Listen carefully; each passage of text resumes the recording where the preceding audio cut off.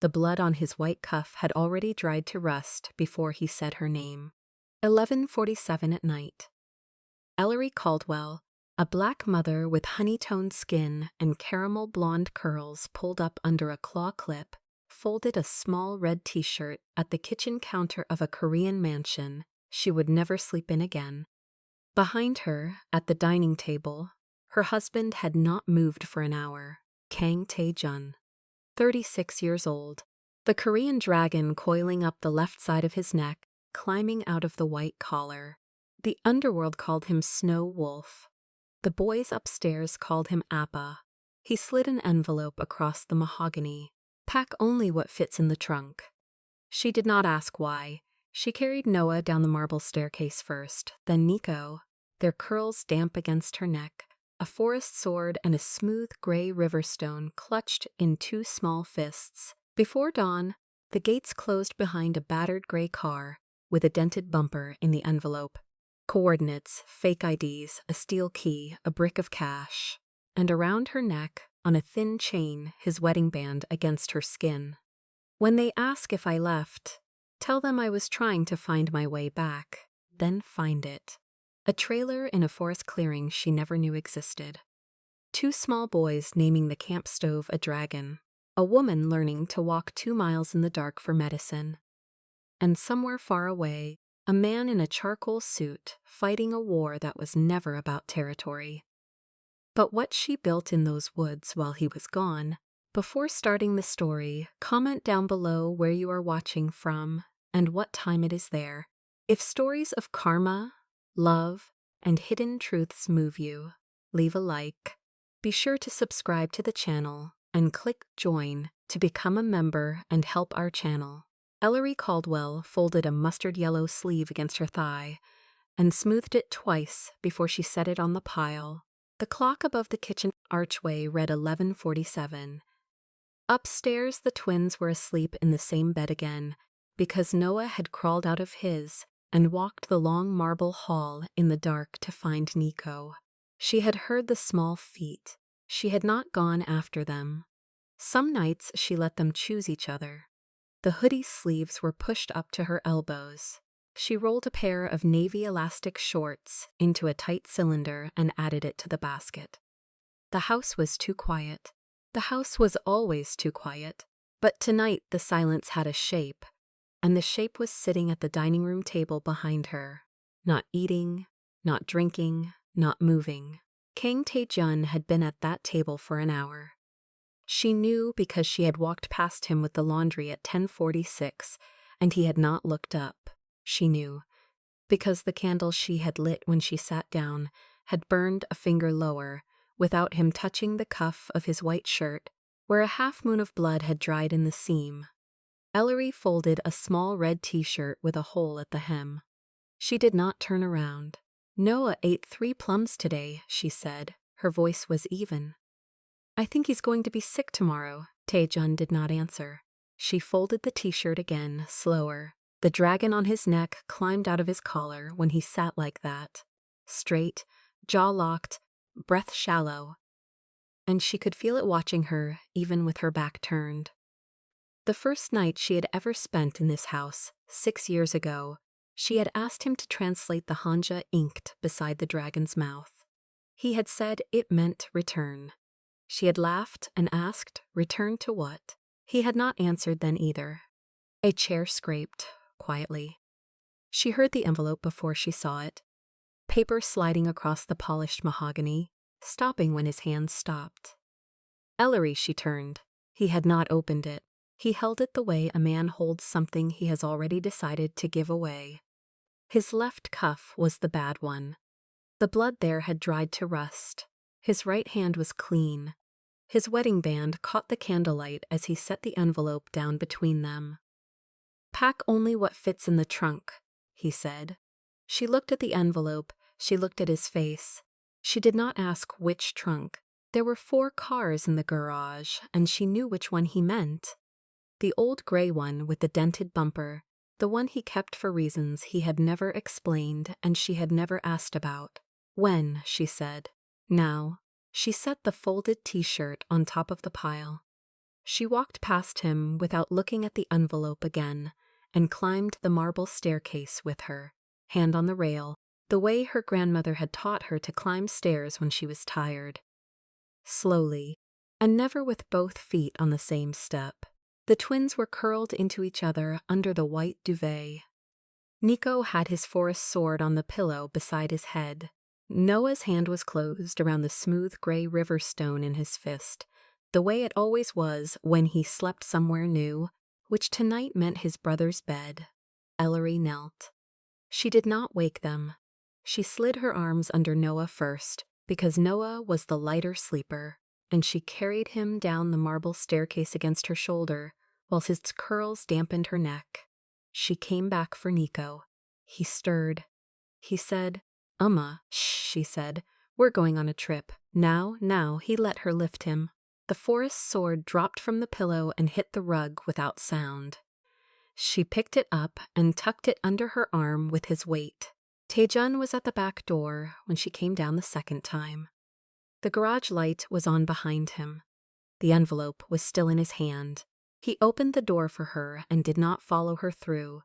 She set Nico in the back seat next to Noah and buckled them both. The forest sword went on the floor between their feet. She closed the door without slamming it. The night air smelled like cut grass and engine oil. The gravel under her boots was wet. Taejun crossed the driveway. He held the envelope out. Coordinates, he said. 2 sets of papers, a key. Enough cash for a year if you don't touch the bank. She took it. The paper was warm from his hand. And this. He was already lifting the chain over his own head.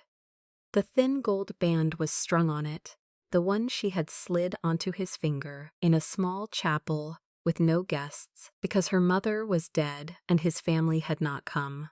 He put the chain over her head. The ring settled against her collarbone cool. When they ask if I left, he said, tell them I was trying to find my way back. She looked at him. The dragon on his neck did not move. His eyes did. Then find it, she said. She got in the car. She did not look at him in the rear view because she knew if she looked, she would not drive. The headlight swept the iron gate as it rolled open on its own, the way it always had, and she turned the old gray sedan onto the long private road that led to a highway she had not driven on in 6 years. In the back seat, Noah opened his eyes for 1 second and closed them again. The coordinates on the envelope took her 3 hours east, off the highway, off the county road, off the gravel road, onto a dirt track that ended at a clearing she had never been told existed. A battered silver trailer sat under the pines. The key fit the lock on the first try. Ellery worked the lock free and pushed the door inward. The trailer smelled of cedar and old propane. She carried Noah first, laid him on the narrow bunk, then Nico beside him. Neither boy opened his eyes. She stood in the middle of the small room and listened. Pines outside, a creek somewhere behind the trees. No engines, no voices, no marble. She found the camp stove on the counter, 2 burners, scratched red paint, a half-full canister beside it. She turned the valve. It hissed. She lit a match. The flame caught blue and steady.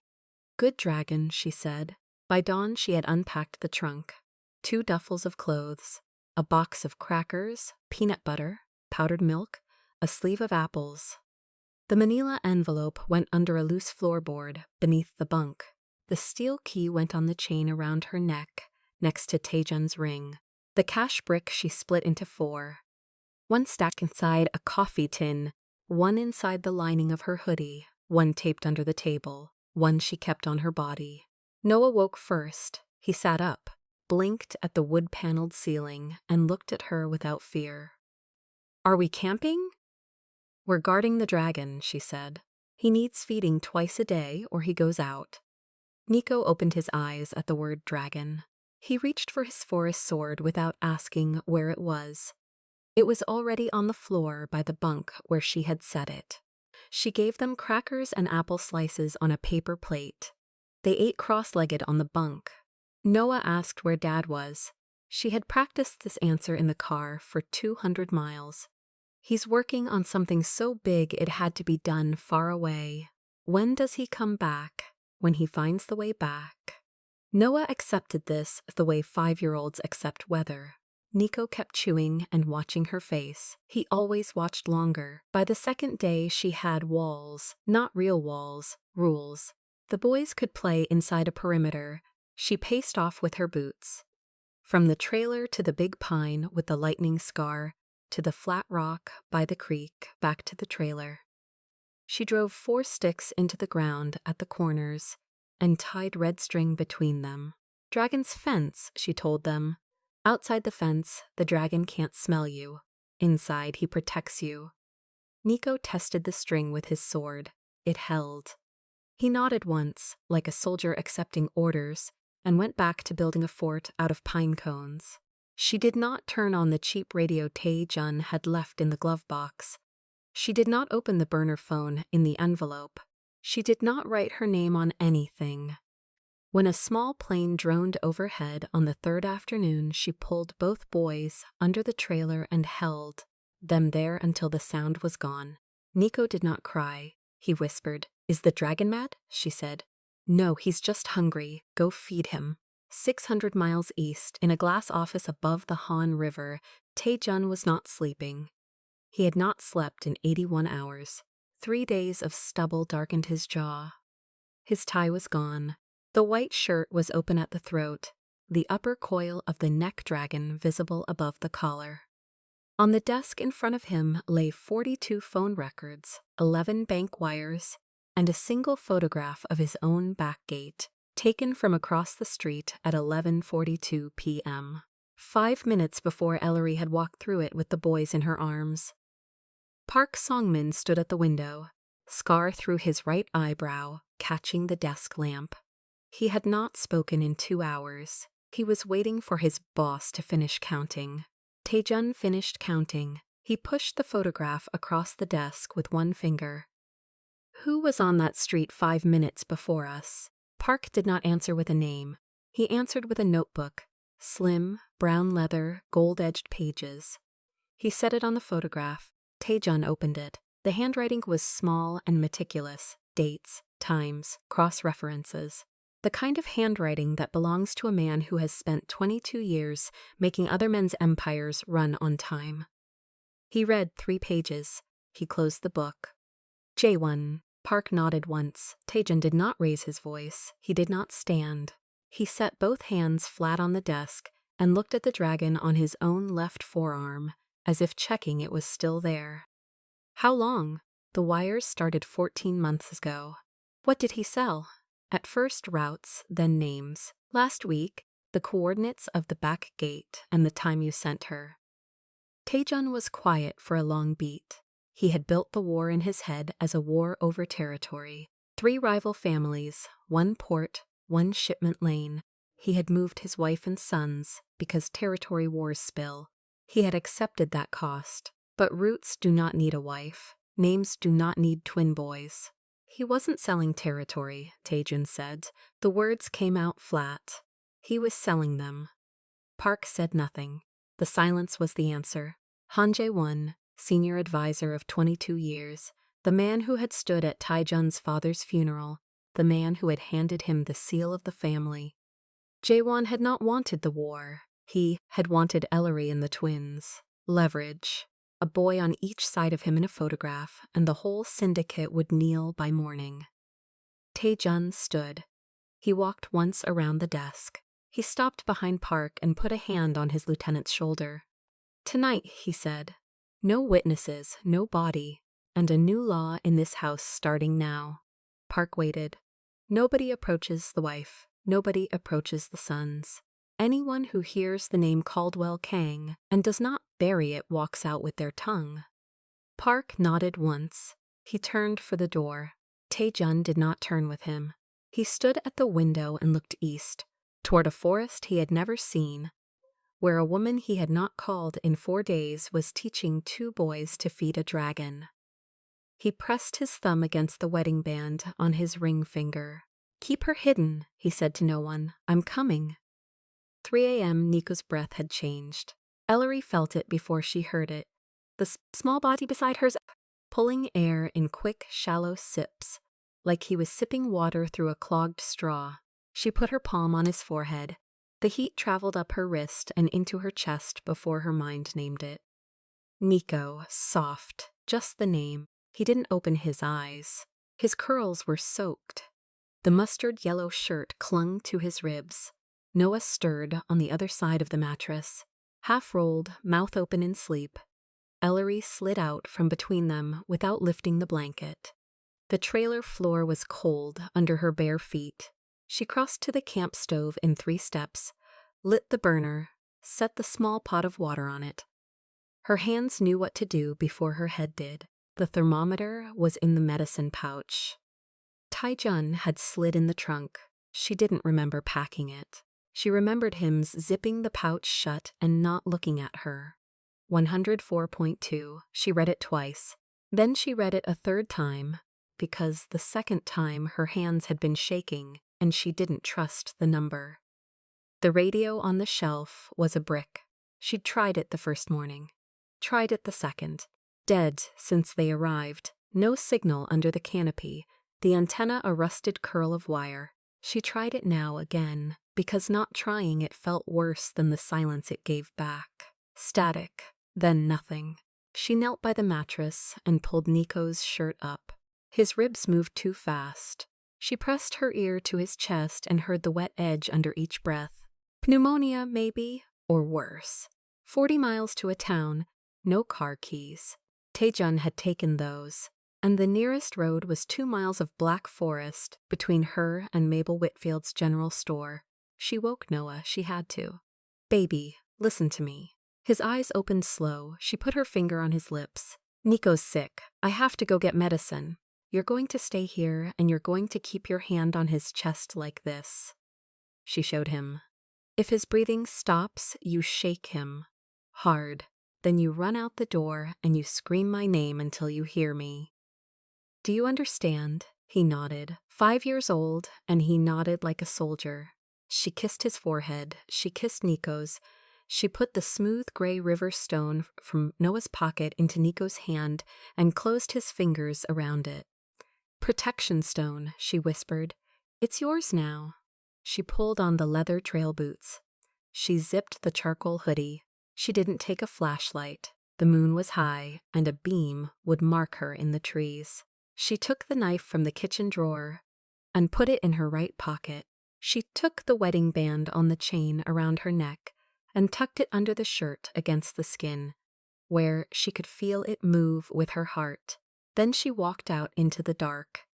The forest at 3 a.m. was a different animal than the forest at noon. Roots she'd stepped over for 6 days reached up for her ankles. Branches she'd ducked under cracked above her head. She counted her steps to keep from running, because running meant falling, and falling meant Nico breathing alone with a 5-year-old's hand on his chest. 1,400, 1,500. She crossed the creek where the boys built dams, and the cold water went over the boot tops, and she didn't stop. She climbed the slope where the trail thinned out. Once she heard something heavy move in the brush to her left, and she put her hand on the knife and kept walking. The store window glowed yellow before she saw the building.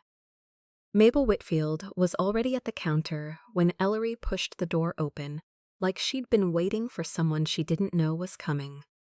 Reading glasses on the beaded chain. Pencil behind one ear. She took one look at Ellery. Soaked boots, wet hoodie, the way she was holding herself together with the muscles of her face, and didn't ask. Child has a fever. 5 years old. 104.2, breathing wrong.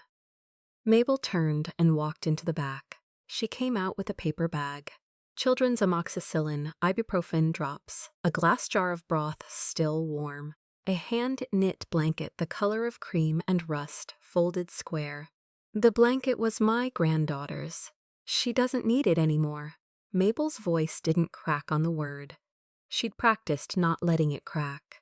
Ellery reached for her wallet. Mabel put her weathered hand flat over Ellery's. You'll pay me when you can. I can pay you now. Then pay me when you come back next week. I'll be here. Ellery looked at her. Mabel looked back, blue eyes deep in the crow's feet, and slid something into the paper bag without looking down at what it was. Ellery felt the shape against the broth jar. A flat envelope, heavier than paper. You don't have to. I know what I have to do, sugar. You go. Ellery walked back into the trees holding the bag against her chest like a child. Halfway across the slope, she stopped at a fallen log. She sat down. She put the bag beside her. She put both hands over her face, and she cried, quietly, the way a woman cries when she is the only line between two small bodies and the dark.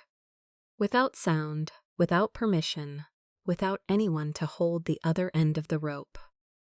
When she stopped, she stood up. She picked up the bag. She walked the last mile back to the trailer faster than she'd come. Nico was still breathing, but the breath was slower now, and slower and slower, and Noah's small hand was shaking on his brother's chest. And Ellery knelt in the dirt by the mattress and tore the cap off the amoxicillin bottle with her teeth. The pill went down on the second try. Nico coughed it back up the first time, a thin pink trail running down his chin, and Ellery wiped it with the hem of her hoodie and broke a second tablet in half and tried again. Noah held the flashlight. The beam shook. Steady, she said, and Noah pressed his elbow against his ribs and steadied it. By sunrise, the fever was down to 102. By noon, 99. By the third day after the medicine, Nico was barefoot in the creek again, slapping the water with his forest sword, scaring minnows that were never there. Noah was on the bank with the smooth gray river stone, lining up a row of pebbles in a pattern only he understood. Ellery sat on the cabin step, peeling a potato with a kitchen knife and watching them, and for the first time in 23 days, her shoulders weren't somewhere up by her ears. She didn't hear the jet. She heard the birds stop. That was always the first sign in the forest. The birds going quiet 2 seconds before anything else changed. She set the potato down. She set the knife down. She stood up slow, the way you stand up when you don't know yet which direction to run. Then she heard it. Far off. Low. A sound that didn't belong to this clearing. Something descending. 3 miles east, on a stretch of cracked tarmac, that Ellery had walked past twice, and never registered as anything but an old logging strip. A gold-trimmed Gulf Stream touched down soft as a hand laid on a table. The pilot cut the engines before the wheels stopped rolling. The stairs dropped. Taejun came down them in the same charcoal suit, dust on the shoulders, 3 days of stubble on his jaw. Park Song-min came down behind him, black tactical, gloves in one hand, resting Audrey the holster, under his ribs out of habit, not need. Taejun looked at the tree line. He didn't wait for Park. He walked. He walked for 40 minutes, past Pine, past the burn pile she'd built in week 1, past the snare wire Noah had bent into the shape of a heart and left tied to a low branch. He called her name twice and stopped. The forest didn't answer. He kept walking. He heard them before he saw them. Laughter, 2 voices, the slap of a stick on water.